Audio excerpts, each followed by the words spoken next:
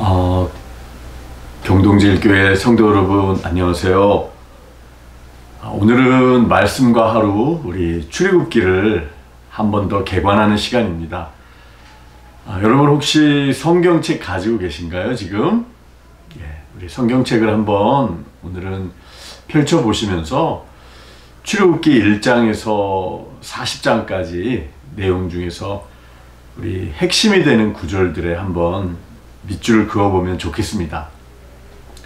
다 중요한 구절들이겠지만요, 오늘은 특별히 우리가 잘 아는 종교개혁자 마틴 루터가 번역한 루터 성경에서 굵은 글씨로 강조하고 있는 출애굽기의 핵심 구절들 몇 곳에 밑줄을 한번 그어보면 좋을 것 같다라는 생각입니다.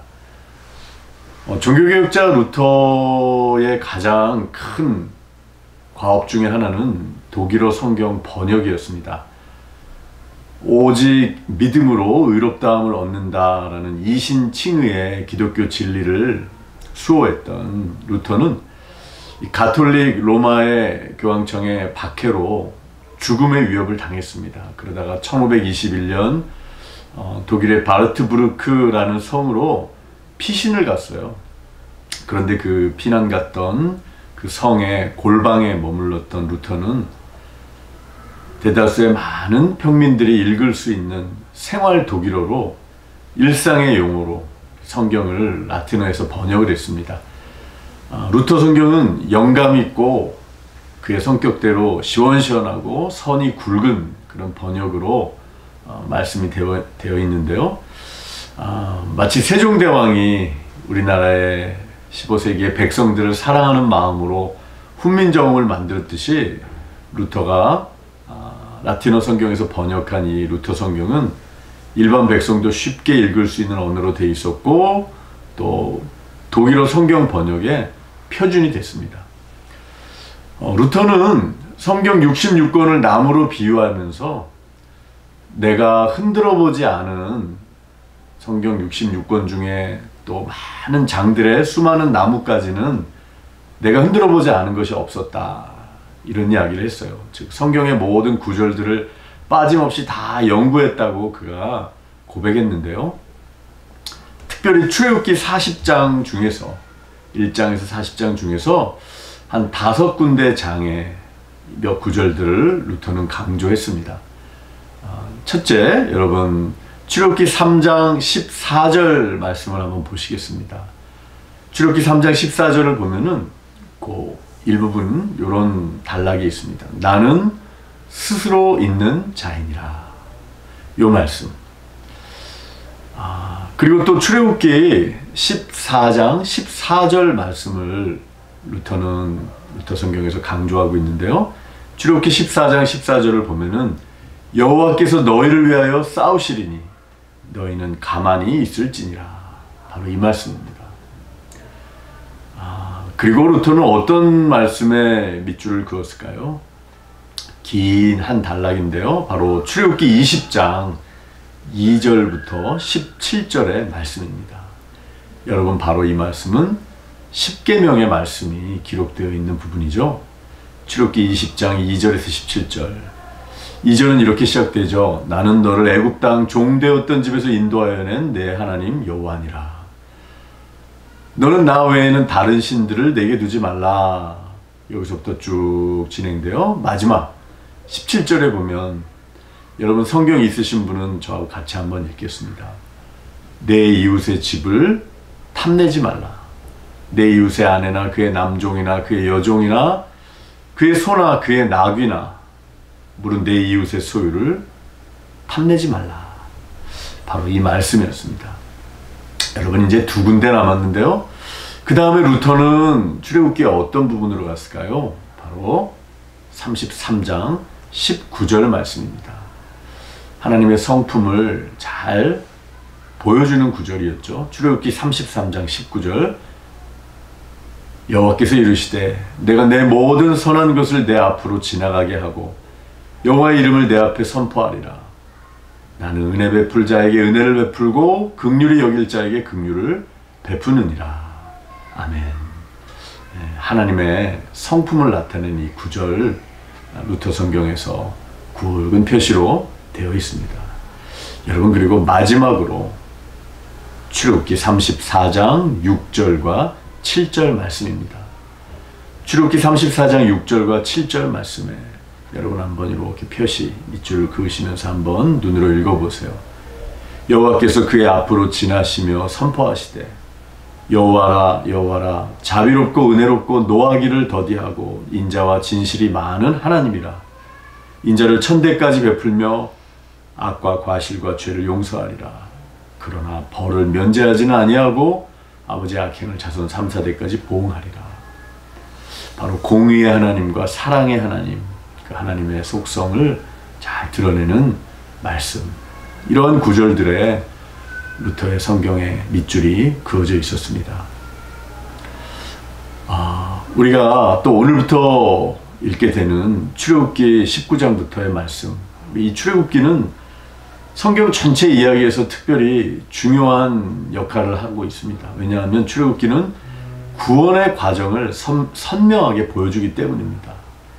하나님께서 이스라엘을 애굽에 종살이하는 상태에서 구원하시고 그들에게 율법을 주심으로써 하나님께서 임재하시는 백성으로 삼으셨다라는 중요한 이야기를 출애굽기는 들려주고 있습니다. 출애굽기에 나오는 6월절 어린 양의 피로 말미암아 구원을 받게 된 그 사건은 바로 어린 양 예수 그리스도의 구원의 사역, 구속 사역을 미리 보여주고 있습니다. 그리고 홍해를 건너는 사건은 우리가 예수 그리스도 안에서 세례를 받아 새 사람이 되는 것을 영적으로 의미하죠. 그리고 오늘부터 읽게 되는 출애굽기 19장부터 24장까지는 하나님께서 시내산에서 맺으신, 이스라엘과 맺으신 언약의 내용이 십계명을 중심으로 다루어져 있습니다. 그리고 우리가 잘 아는 십계명이 주어지고 이어지는 25장부터 마지막 40장까지에서는 하나님께서 이스라엘 백성들과 성전에서, 성막에서 만나시고 그들과 함께 머무시겠다라고 말씀하신 성막 건축에 관련된 지시사항, 성막 건축에 관한 내용을 담고 있습니다. 여기서 중요한 것은 하나님께서 이스라엘을 애굽의 압제로부터 구원하신 것은 그들이 올바르게 도덕적으로 행했기 때문이 아니라 그들은 구원받을 자격이나 공로가 없었음에도 불구하고 오직 하나님의 긍휼과 사랑 때문에 구원받았다는 사실입니다. 출애굽기 19장 4절을 보면은 그래서 이렇게 말씀하십니다. 출애굽기 19장 4절을 보면 내가 애굽 사람에게 어떻게 행하였음과 내가 어떻게 독수리 날개로 너희를 업어 내게로 인도하였음을 너희가 보았느니라. 이렇게 말씀하고 있습니다. 하나님이 업어서 전적인 하나님의 은혜로 애굽으로부터 구원 얻을 수 있었고, 그것은 우리 신약의 에베소서 2장 8절 이하의 말씀에서 볼 수 있듯 너희는 그 은혜에 의하여 믿음으로 말미암아 구원을 받았으니 이것은 너희에게서 난 것이 아니요 하나님의 선물이라. 행위에서 난 것이 아니니 이는 누구든지 자랑하지 못하게 함이라. 이 말씀 속에서 이 뜻을 생각해 볼 수 있습니다. 모세가 시내산에서 받은 성막의 설계도는 구속사적인 의미에서 복음의 모형도와 같다라고 할 수 있습니다. 성막은 율법으로 인해 깨달아진 그 죄 문제를 해결하는 곳이면서 장차 우리 가운데 육신이 되어서 우리 가운데 장막을 치신 예수 그리스도를 통한 완전한 구원을 예표하고 있습니다. 그러기에 요한복음 1장 14절에서는 말씀이 육신이 되어 우리 가운데 거하심에 우리가 그의 영광을 보니 아버지의 독생자의 영광이요 은혜와 진리가 충만하더라 라고 말씀하고 있습니다. 그런 의미에서 우리는 출애굽기를 읽을 때 우리와 함께 하시는 예수 그리스도를 만날 수 있게 되는 것입니다. 자, 그럼 이런 출애굽기의 내용을 성경적으로 그리고 신학적으로 잘 요약해 놓은 또 바이블 프로젝트 영상을 함께 보시도록 하겠습니다. 여러분 보시면서 또 메모하시면서 또 통독하시는 데 도움을 얻으시기 바랍니다. 감사합니다.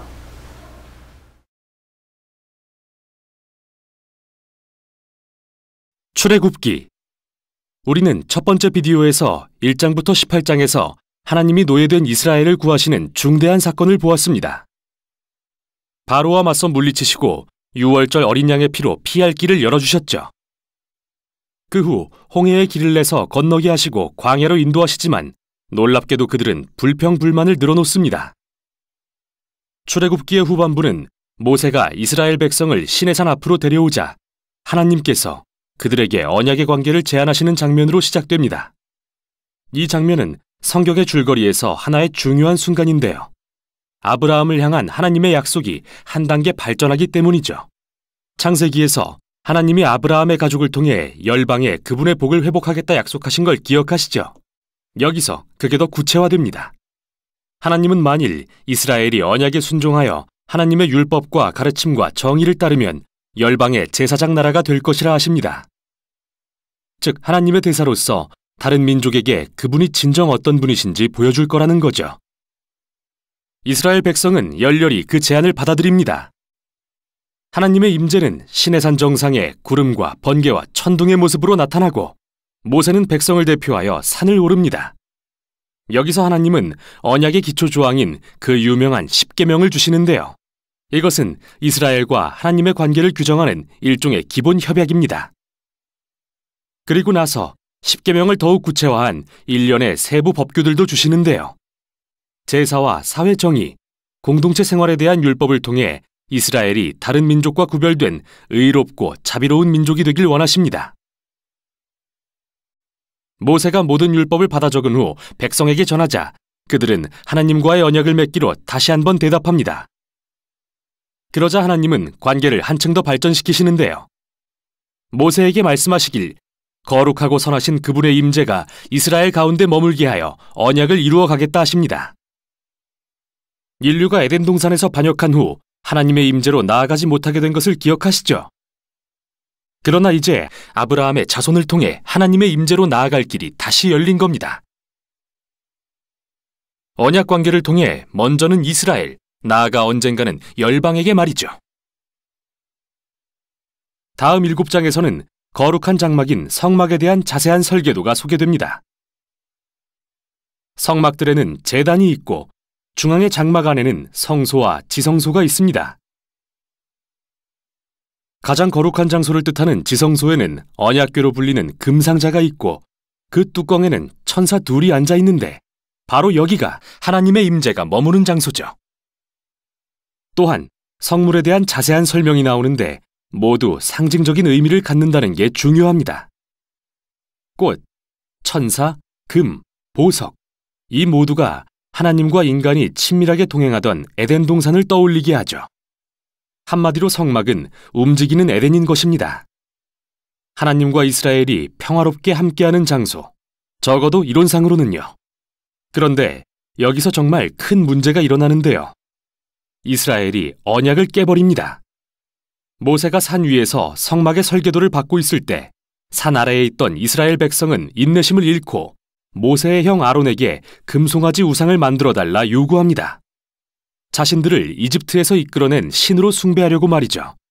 하나님의 임재가 바로 저 산 위에 있다는 것을 알면서도 그들은 언약의 첫 2계명을 어깁니다. 다른 신을 섬기지 말고 우상을 만들지 말라는 계명을요. 다음 내용이 정말 중요한데요. 하나님은 산 아래에서 무슨 일이 일어나는지 아시고 진노와 고통 가운데 모세를 부르셔서는 이스라엘을 진멸해버리겠다고 하십니다. 그러나 모세는 하나님의 성품에 호소하여 간구합니다. 이스라엘을 진멸해버리시면 처음 아브라함과 하신 약속이 뭐가 됩니까? 말하고 하나님의 이름이 더럽혀지는 것을 들어 묻습니다. 자기 백성을 멸하시는 걸 보고 그들이 뭐라 하겠습니까? 하나님은 그의 중보를 들으시고 뜻을 돌이키십니다. 우상 숭배를 선동한 자들은 심판하셨지만 이스라엘 민족은 용서하시고 언약을 새롭게 하셨죠. 바로 여기가 하나님이 처음으로 모세에게 자신의 성품을 설명하시는 부분입니다.